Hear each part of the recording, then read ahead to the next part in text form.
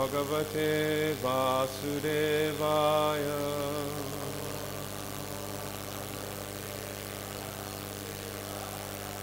Narayanam namaskritya Naram chaiva narottamam Devim saraswatim vyasam Tato jayamudiraye Nashta prayesha badreshu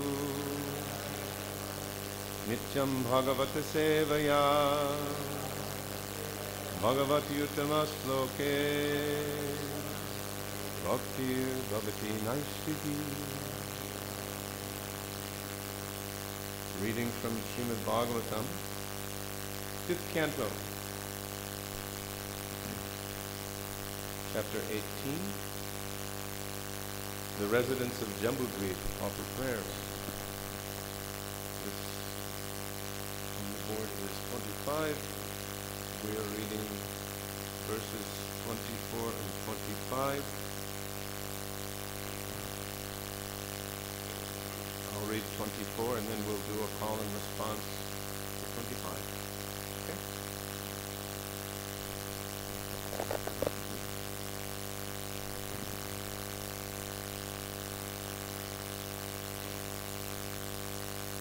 Ramyake cha bhagavata priyatamam matsyam avatara rupam tadvarsha purushasya mano pradarsitam sa idanim api mahata bhakti Yoginarad Jayatidam Sudaharati. Translation. Sukadev Goswami continued in Ramyakavarsha, where Vaivasvata Manu rules. The Supreme Personality of Godhead appeared as Lord Matsya at the end of the last era, Chakshushamanvanta. Vaivasvata Manu now worships Lord Matsya in pure devotional service and chants the following mantra.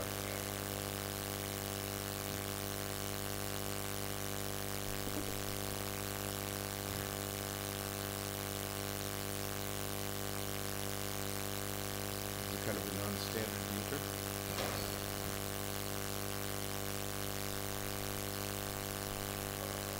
Om Namo Bhagavate Mukyattamaya Namassattvaya Pranayojase Sahasapalaya Mahamatsyaya Nama Iti. So please repeat. Om Namo Bhagavate Mukyattamaya Namassattvaya Pranayojase Sahase Balaya Mahatmatsyaya Nama Iti. Om Namo Bhagavate Mukyattamaya Namasattvaya Pranayojase Sahase Balaya Mahatmatsyaya Nama Iti.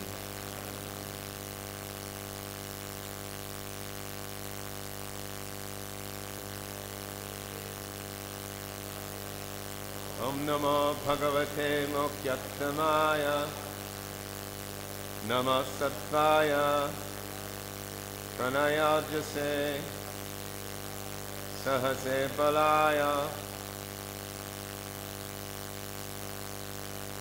Mahamatsyaya Nama Iti. Anyone else want to try? Om Namo Bhagavate Mukyattamaya Namasattvaya Pranayojase Sahase Balaya Mahamatsyaya Nama Iti.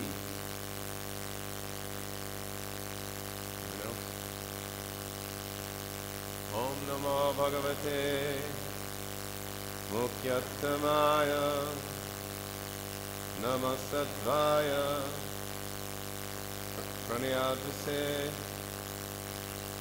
Sahase Balaya Mahamatsyaya Namaiti Vaishnavis.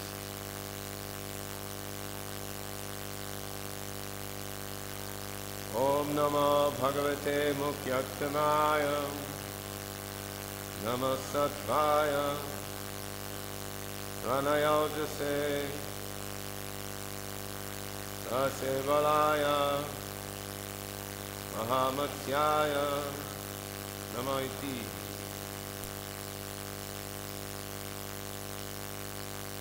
Word for word. Om, O my Lord, Namaha, respectful obeisances. Bhagavate, unto the Supreme Personality of Godhead. Mukyattamaya, the first incarnation to appear. Namaha, my respectful obeisances. Sattvaya, unto the pure transcendence. Pranaya, the origin of life. Ojase, the source of the potency of the senses. Sahase, the origin of all mental power. Balaya, the origin of bodily strength. Mahamatsyaya, unto the gigantic fish incarnation. Namaha, respectful obeisances. Iti, thus. Translation. I offer my respectful obeisances unto the Supreme Personality of Godhead, who is pure transcendence. He is the origin of all life, bodily strength, mental power, and sensory ability. Known as Matsyavatar, the gigantic fish incarnation, he appears first among all the incarnations. Again, I offer my obeisances unto him. Please repeat. I offer my respectful obeisances unto the Supreme Personality of Godhead, who is pure transcendence. He is the origin of all life, bodily strength, mental power, and sensory ability. Known as Matsyavatar, the gigantic fish incarnation, he appears first among all the incarnations. Again, I offer my obeisances unto him. Purport by His Divine Grace, Srila Prabhupada. Srila Jayadev Goswami sings, Pralayo payodi jale Chitavana sivedam Vihita vehitra charitramakedam Kesavadrita Mina Sharira Jaya Jagadish Hare Jaya Jagadish Hare Jaya Jagadish Hare. Soon after the cosmic creation, the entire universe was inundated with water. At that time, Lord Krishna, Kesava, incarnated as a gigantic fish to protect the Vedas. Therefore, Manu addresses Lord Matsya as Mukhyatama, the first incarnation to appear. Fish are generally considered a mixture of the modes of ignorance and passion, but we must understand that every incarnation of the Supreme Personality of Godhead is completely transcendental. There's never any deterioration of the Supreme Lord's original transcendental quality. Therefore, the word Sattvaya is used here, meaning pure goodness on the transcendental platform. There are many incarnations of the Supreme Lord: Varaha Murti, the boar form; Kurma Murti, the tortoise form; Hayagriva Murti, the form of a horse, and so on. Yet we should never think any of them material. They are always situated on the platform of Shuddha Sattva, pure transcendence. Om Ajnana Timarandasya Gananjana Salakaya Chakshur Umilitam Jena Tasmai Sri Gurave. So we continue our tour of Jambudvip. And in this tour we're encountering residents of the different islands, the Varshas. They're all engaged in worshipping some form of the Supreme Personality of Godhead with beautiful prayers. Beautiful prayers. One of the prayers, as I mentioned earlier, Lakshmi is offering to an incarnation of the Lord as Kamadev.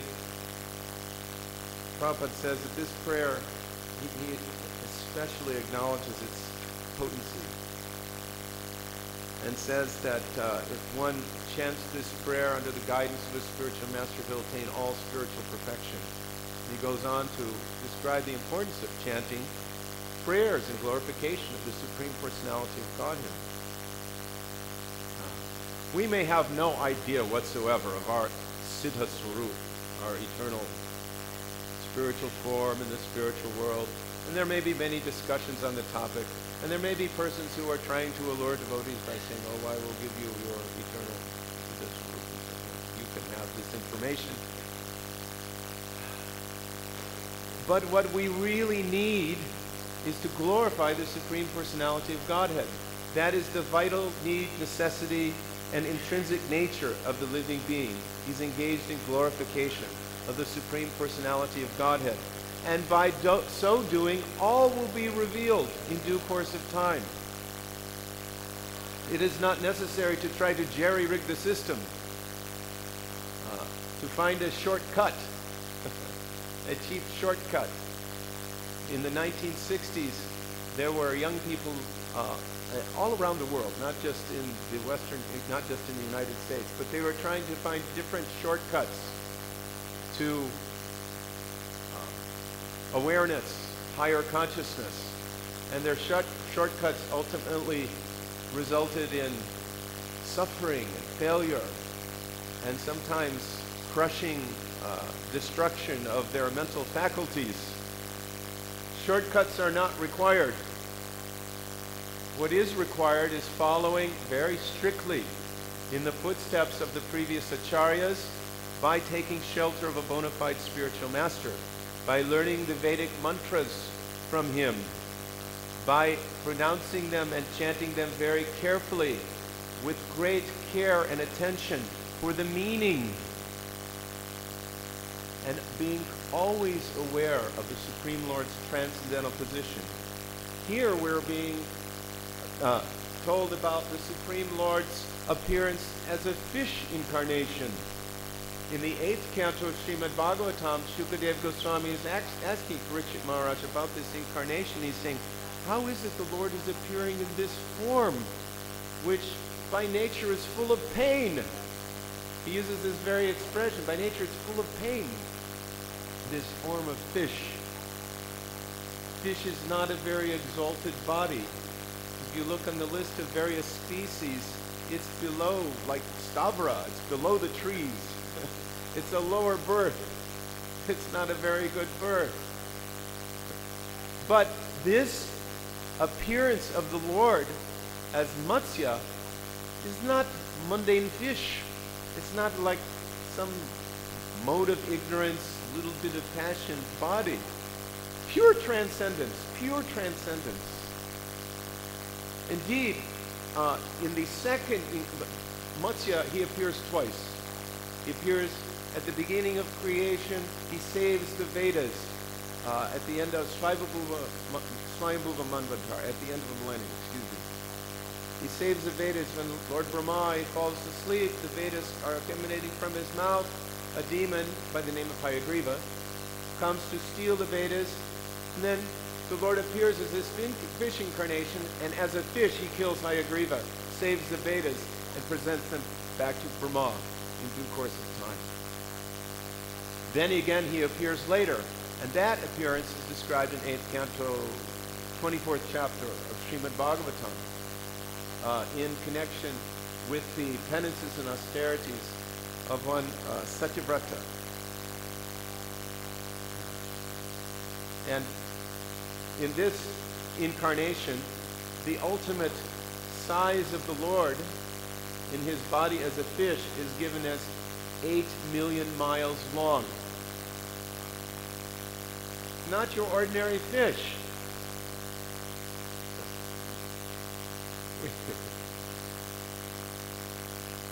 $8 million miles long. What body of water will hold such a fish? And yet the Lord is in I'll tell you what body of water. The water of inundation. That will hold this body. And the Lord takes the body just suitable for performing his pastimes. It's a very charming story in 8th Canto Bhagavatam. Satyavrata, he's a king of Dravidadesh. This is during the Chakshusha Manvantar. And variously in places of the Bhagavatam it's described that it's at the end of the Chakshusha Manvantar, and in another place, actually in the 8th canto, it's mentioned that it's during the Chakshusha Manvantar, and Lord Brahma becomes a little sleepy. So what happens when Lord Brahma goes to sleep?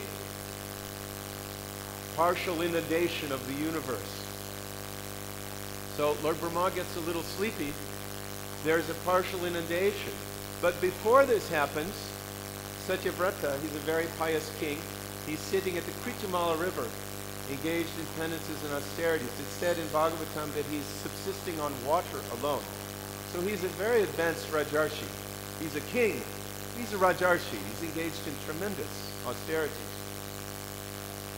So he's offering water at the Kritamala, and he has a palm full of water, and he spies in his palm a fish in the water, little fish. So he takes the water along with the fish and he throws it in the Kritamala river. And then the fish speaks to him. My dear king, you are a protector of the innocents and of the general populace. I am put at danger by putting it in this river. There are many dangerous aquatics here who may harm me. Therefore, you should give me protection. So it's explained there that Satyavrata, he's thinking, this is a very interesting fish. And in a kind of self-satisfaction, he says, yes, of course, I'll give you protection. And he puts him in a water jug. And of course, immediately the fish assumes a size which is larger than a water jug and says, I can't stay here. You have to give me a proper place to stay. So then he puts him in a pond. And the fish immediately assumes a size that's growing larger than the pond and says, no, this isn't good enough. You have to give me shelter. So he moves him from the pond to a big lake, the biggest lake he can find. Immediately the fish expands. So then he throws him in the ocean. And the fish expands again, and he's saying, you know, it's not good that you put me in the ocean. There are sharks and various aquatics. And by this time the king has taken the hint, and he offers some beautiful prayers, acknowledging that you must be none other than the Supreme Personality of Godhead. How is it that you are doing all of these things to bewilder us? Please explain to me your mission. And he offers beautiful prayers describing the Lord's transcendental position. Srimad Bhagavatam is full of such prayers. Everywhere you turn, there are these wonderful prayers. And everywhere you turn, there are benedictions that are offered as a result of offering these prayers. So every day we can be engaged in meditating on the Lord's various transcendental forms and offering these prayers so that we can achieve Krishna consciousness, so that we can go beyond the platforms of Tamagun, Rajagun, and Sattvagun and ultimately arrive at Shuddha Sattva or Vasudeva Sabdhikam. That platform is desired by the devotee. Why? So that he can become free from misery and become released from various material. No, so that he can be engaged in full devotional service. So that he can be engaged in activities that please the Supreme Personality of Godhead. Right now we're in the mixed modes of nature. We shall not pretend to be liberated in any way. But we are liberated by service to Guru. Guru is our means of offering service to the personality of God. We cannot offer directly. We cannot offer directly. But by the Lord's grace, he sends a bona fide spiritual master. so that we have this conduit. Prabhupada says transcendental via medium. Transcendental via medium. For service. For hearing the message of Godhead and for rendering service. Transcendental via medium.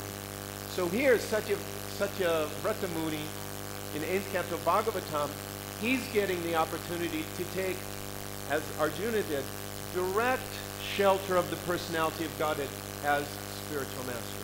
And he prays as such in that portion of Bhagavatam. And the Lord gives him so many instructions. But first of all, the Lord explains to him his mission. He explains to Satyavrata that in 1 week there will be an inundation. I shall bring a boat, and you and the rishis and all of the herbs and seeds that you've collected and all kinds of living entities shall board that boat. And then Vasuki will come. And Vasuki you will use to tie the boat to the horn on my transcendental body. This is a fish with a horn. And in this way I will tow you across the ocean of inundation. You will be under my protection. You will be supplied light by the effulgence of the bodies of the sages, he says. And I will speak to you the Vedas. And this is indeed what happens. Satyavrata Muni continues his meditation. The waters begin to rise, the waters of inundation. He collects various seeds and herbs and so forth. Living entities come, the sages and rishis come. They all board this boat that is brought by Matsya Avatar, who's described as 8 million miles long. I was relaying this pastime to my wife, and she said, "How long was Vasuki?"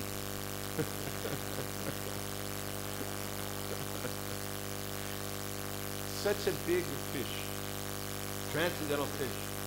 Satyavrata Muni is offering prayers to this fish, and he's saying, "Oh, lotus-eyed one." So, you know what fish-eye looks like.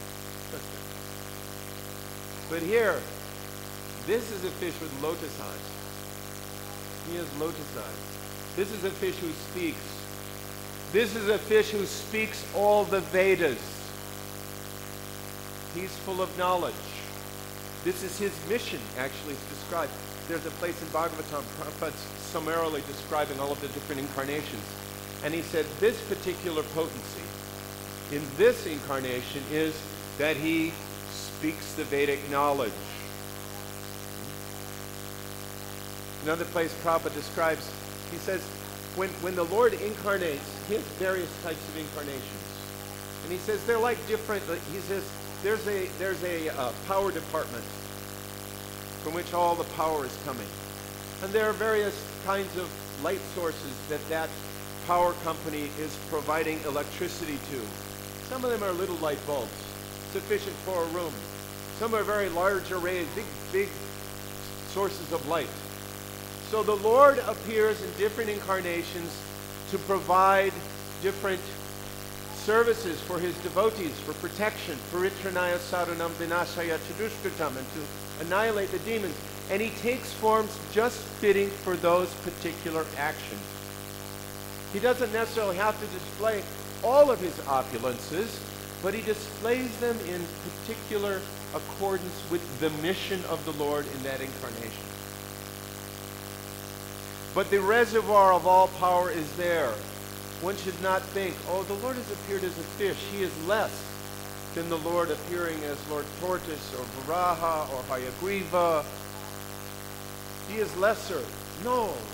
The Supreme Personality of Godhead, he is described in Brahma Samhita.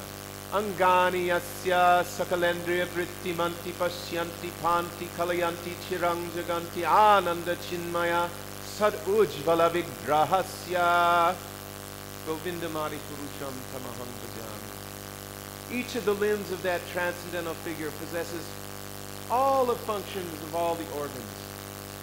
And he eternally sees, maintains, and manifests the entire creation, universal creation, spiritual world, all emanating from him.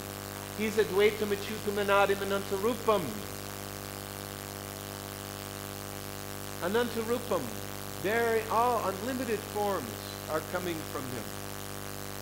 Prabhupada says in Bhagavatam, like the waves of the ocean, incarnations are coming. Or like rivulets flowing to the sea. There's another description he gives. All of these incarnations. But they're scheduled. They're described in Bhagavatam. They display extraordinary opulences. Even when the Lord appears as Chana Avatar, Lord Chaitanya, he confidentially displays all of these opulences. In the house of Srivats Pandit, he performs his pastimes. And to each devotee, as they come forward, he displays some particular incarnation of the Lord that is dear to that devotee's heart. So the Lord has these uncommon activities and pastimes, and that is how he is to be identified. Even to this day, people want to claim to be God, or they'll perform some magic feat and perform these wiles and this mischief to allure people to thinking that they are some manifestation of the divinity. But these are all just cheap magic tricks. The real magician is the Supreme Personality of Godhead. How is that? He is so, there's a nice description. Let me read it. First canto Bhagavatam. He's such an extraordinary magician that he can appear and perform his pastimes and leave the minds of the atheistic and demoniac bewildered, think, oh, this is just some magic feat. In the court of Dhritarashtra, when Lord Krishna went to try at a last-ditch effort to prevent the battle of Kurukshetra, Duryodhana tried to have Krishna arrested. And Krishna manifested a partial manifestation of his universal form, and Duryodhana dismissed it as some magic trick. This is the plight of the demoniac. Even they see some manifestation of the Lord's potencies. Even the personality of Godhead comes before them. In the churning of the milk ocean, the demons are so determined to get at the nectar.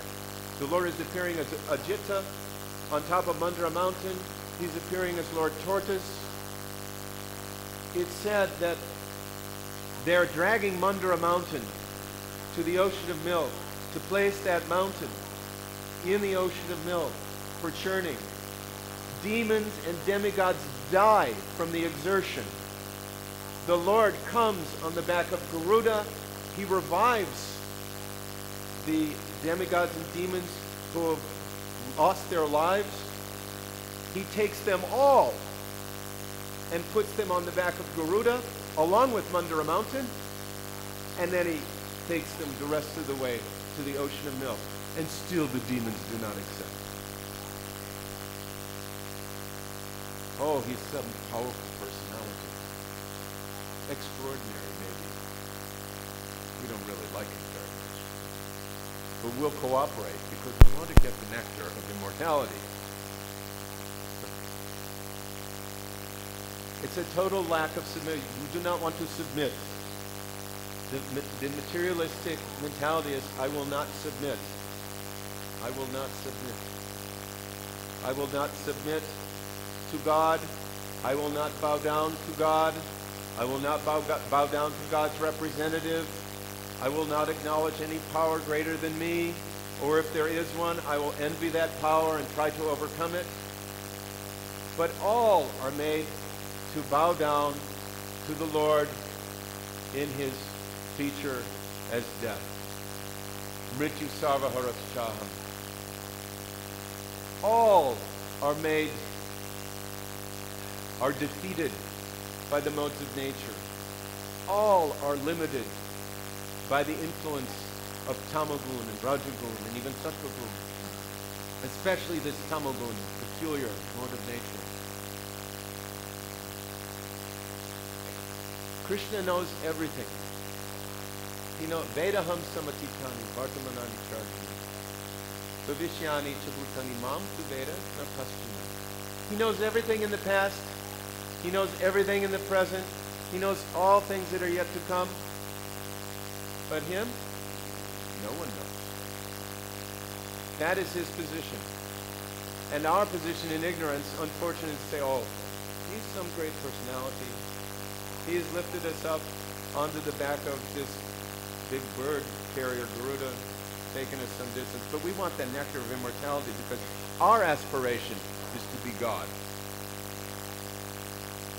Prabhupada says in that pastime, the churning of the milk ocean, he says that the Lord engaged the demigods in such a way that the demons would be defeated, and it was the logic of the snake and the mouse. Prabhupada says that once a snake and a mouse were trapped in a basket, and the snake could very easily devour the mouse, but the snake had a little intelligence and realized that without the help of the mouse, he wouldn't be able to get out. So he made a pact, an agreement with the mouse. He said, you chew a hole in the side of this basket so that we can escape, and I will spare your life. Prabhupada goes on to explain that the mouse did just that, and then the snake ate him and then left the basket. So this is the logic of the snake and the mouse. This is the intelligence that was employed to bewilder the demons. The Lord had his plan. At that time, the demons had become ascendant. They had assumed great power and strength under the guidance of Bali Maharaj. And the demons, the demigods, were suffering because of this. And they went with Brahma and Shiva to the shore of the milk ocean and prayed to Chirodakataya Vishnu, taking shelter of him, not specifically asking him to save them, but we are your servants. And the Lord gave them a plan. And of course, as that story unfolds, the Lord ultimately appears as Mohini Murti, bewilders the demons, and they can't acquire that nectar. Instead, the demigods get it, because they're bewildered in the manner of the snake and the mouse. So, the magician.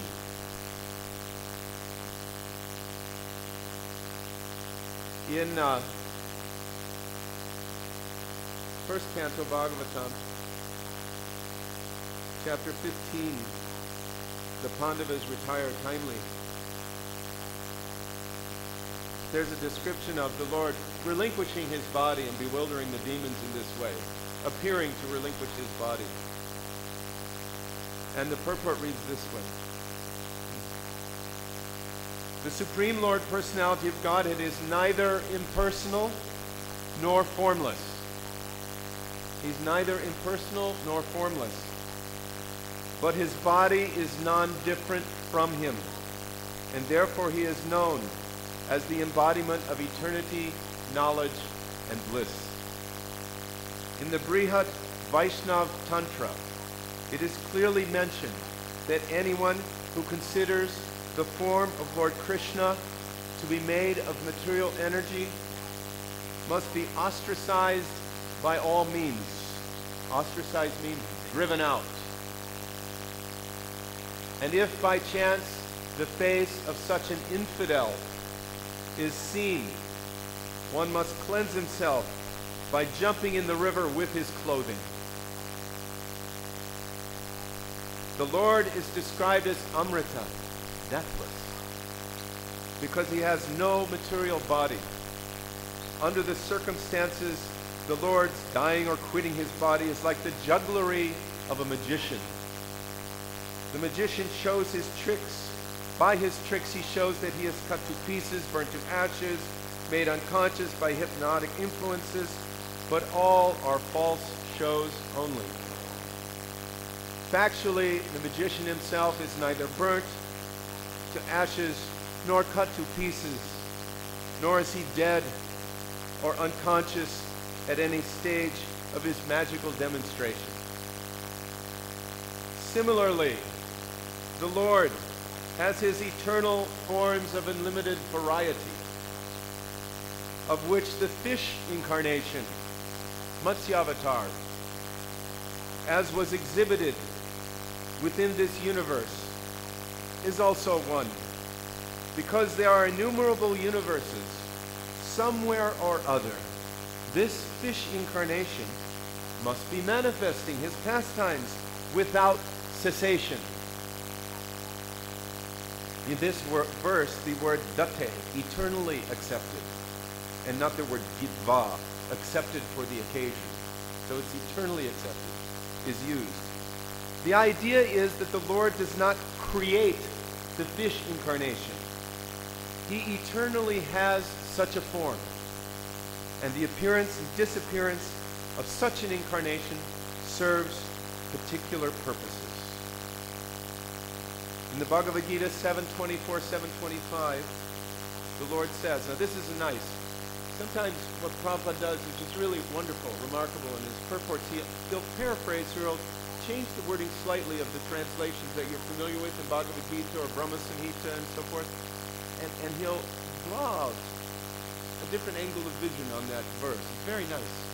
This is how Prabhupada treats these two verses from 7th chapter Gita. The Lord says, the impersonalists think that I have accepted a form to serve a purpose, and now I'm manifested. But such speculators are factually without sharp intelligence. Though they may be good scholars in the Vedic literatures, they are practically ignorant of my inconceivable energies and my eternal forms of personality. The reason is that I reserve the power of not being exposed to the non-devotees by my mystic curtain. The less intelligent fools are therefore unaware of my eternal form, which is never to be vanquished and is unborn.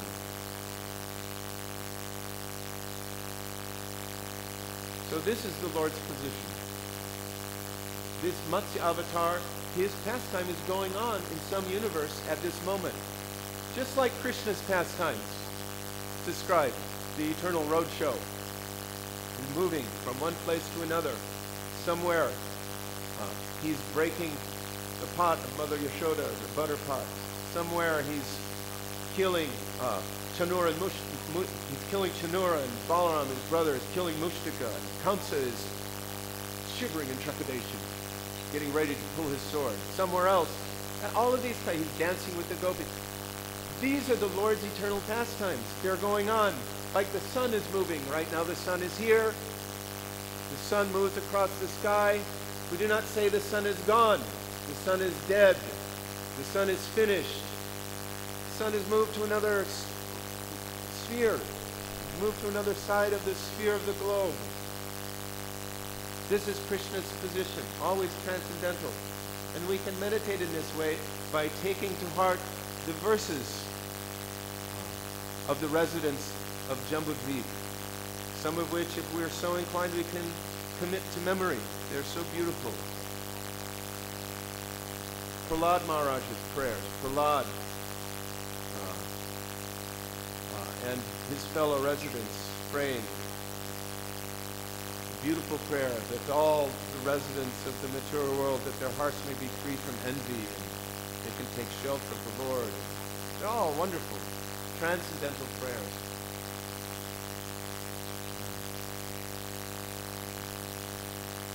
So, unlike the conditioned souls who have to appear in 8,400,000 species of life in various conditions of misery and ignorance, the Lord appears in his fish incarnation, in his boar incarnation, in his horse incarnation, and according to Srila Prabhupada, in every species of life, full of knowledge, full of bliss, and eternal. And those activities are going on at this moment somewhere in Kriya. Hare Krishna. Are there any comments or questions? Yes, Mataji. Can someone give Mataji the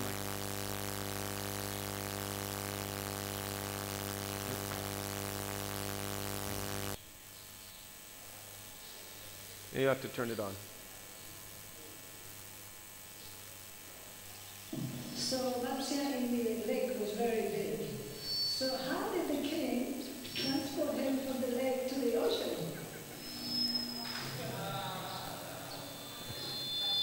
You must have been talking with my wife.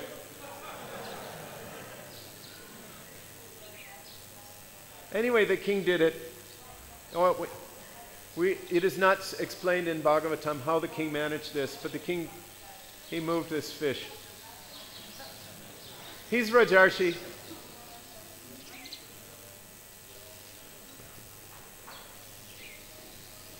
Yeah, yes.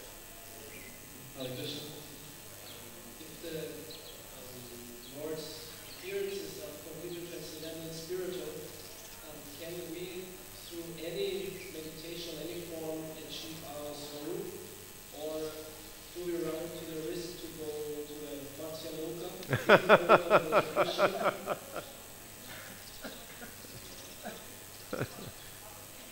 Such a risk.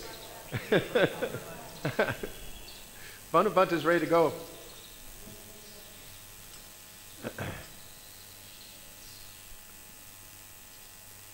When Srila Bhaktisiddhanta Saraswati Thakur began his mission, at that time there was Bhaktivinoda Thakur, there was this Siddha Pranali was going on, but in an authorized process.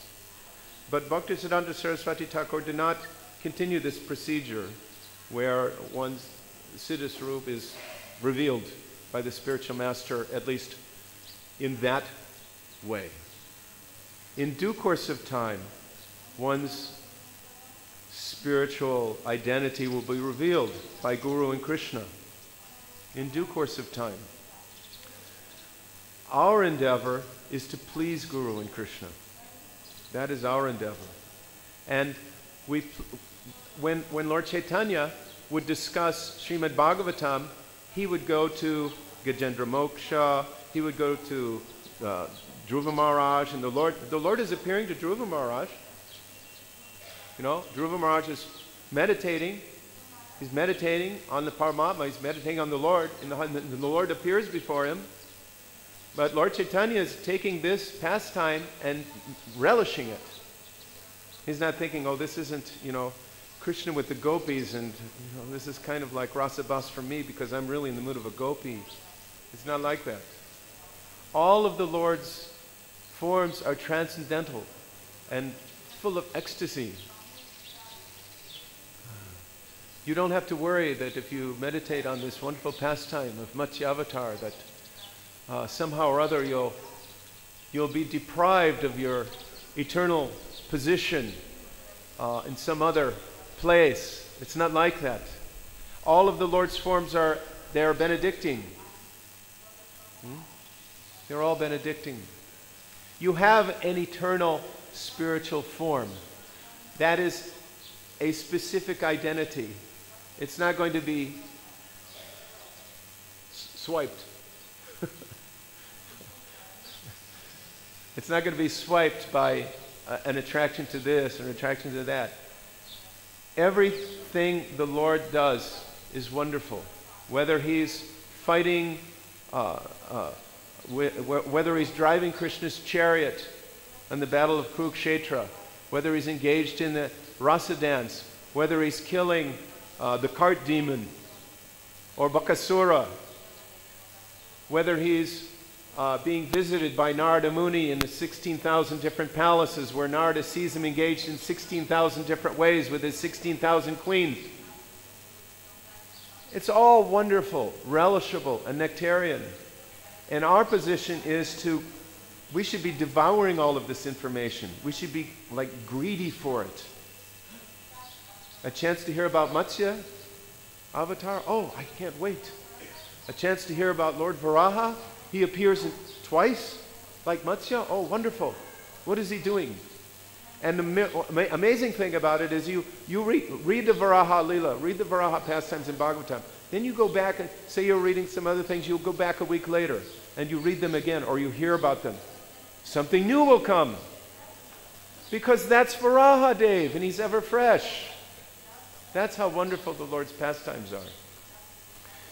Devotees have this experience, don't you? You read Bhagavad Gita Every time you sit and read, something new is coming. Oh, I didn't realize it. I've read that. I've read this 50 times. This is something new for me. That's because it's Krishna. It's Krishna.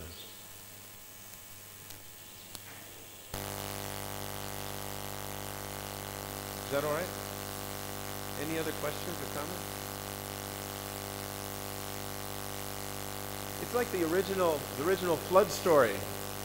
Panchagoda Prabhu, our temple president, says that this story is kind of related to Noah's Ark. It's an original flood story. We have Noah's Ark. He had to work so hard to build that ark. Oh, so hard. Matsya brings the boat for Satyavrata. Okay, come on, get on. Satyavrata, later he takes birth as Shraddhadev, the son of Vivasvan. So his next birth is Shraddhadev. And and he becomes Vaivasvata Manu. And this is the same personality. Previously he was Satyavrata, king.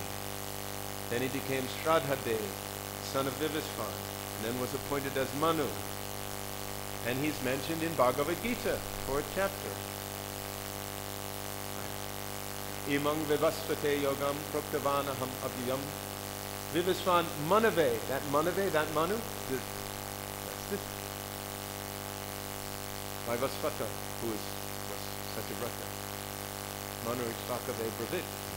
And he instructs Ikshvaku. So yeah, original flood story. Yeah, herbs, seeds. It's also, although it's not described in such detail in Eighth Canto, the various living entities, but it's mentioned many living entities. So they all take shelter of the boat. They glide over the waters of inundation. Vasuki is the tow rope. And they've got an 8 million mile long tugboat who's speaking the Vedas.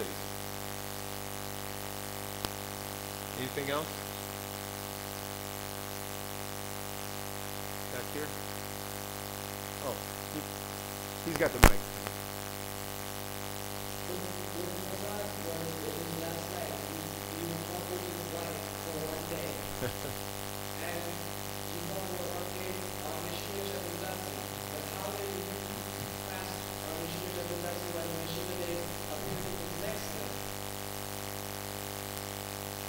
Anyone know the answer to this question?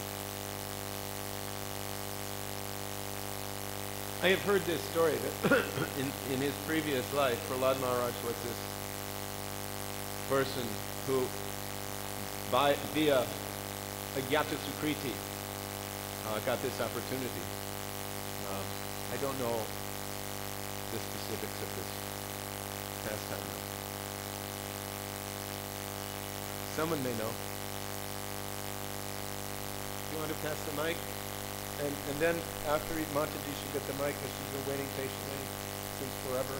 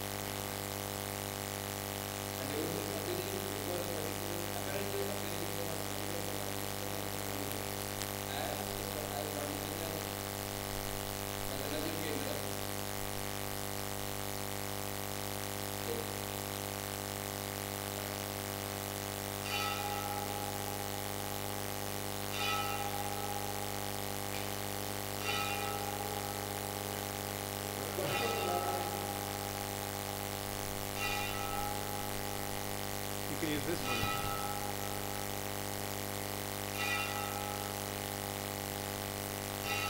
Yes.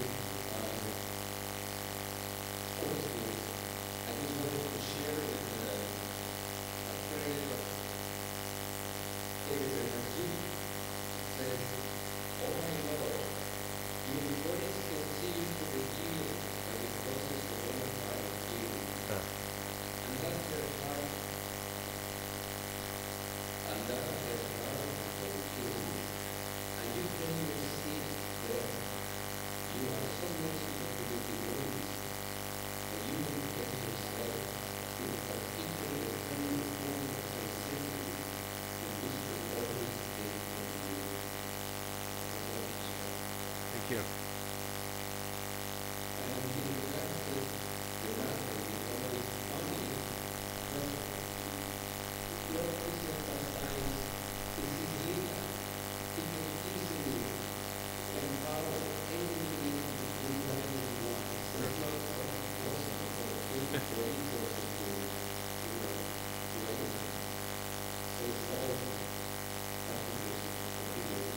Jai. Hare Krishna, all glories to Srila Prabhupada. Thank you very much.